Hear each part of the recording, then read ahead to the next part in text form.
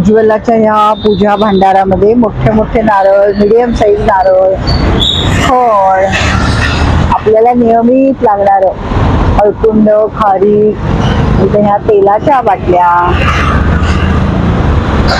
काय नाहीये तुम्हाला सांगते. एकदा मी आले होते आणि तिच्याकडे काय नाही हे शोधायला लागतं, इतकं सगळं मिळतं.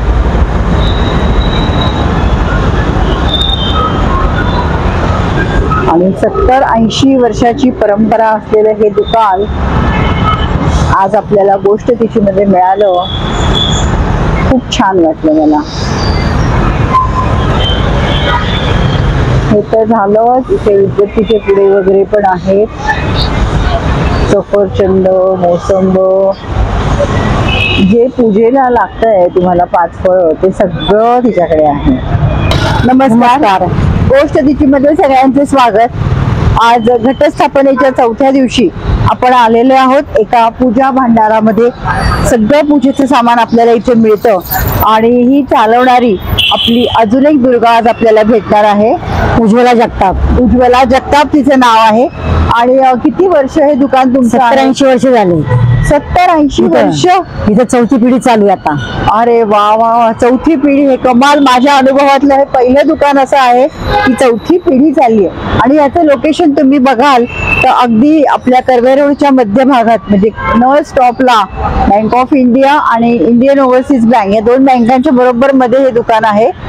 आणि कोण चालवायचं आधी? आई वडील आई वडीलच करायची. बर, आई पण चालवायची. हो, म्हणजे ह्या पिढीतली ही मुलगी चालवतीये, पण ह्याच्या आधीची आई सुद्धा बसत होती. खूप छान आहे.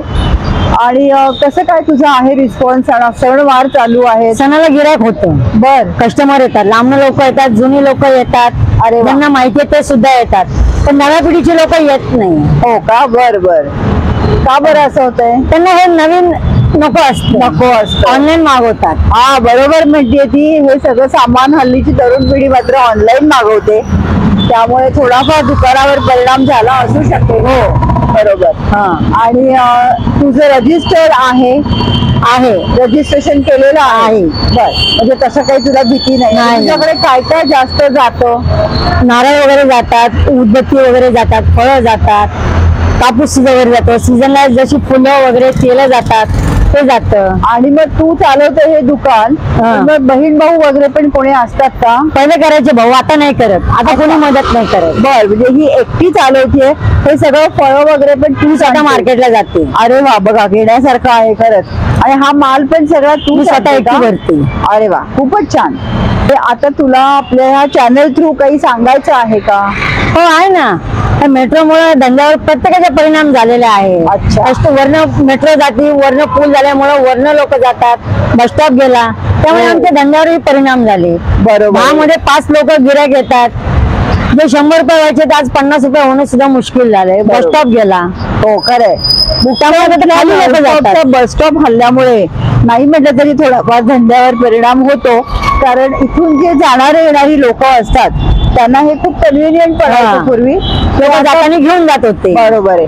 मेट्रो नाही, हा पूल जो झालाय हा त्याचाही थोडा परिणाम झाला. बस वर्ण जाती. बरोबर.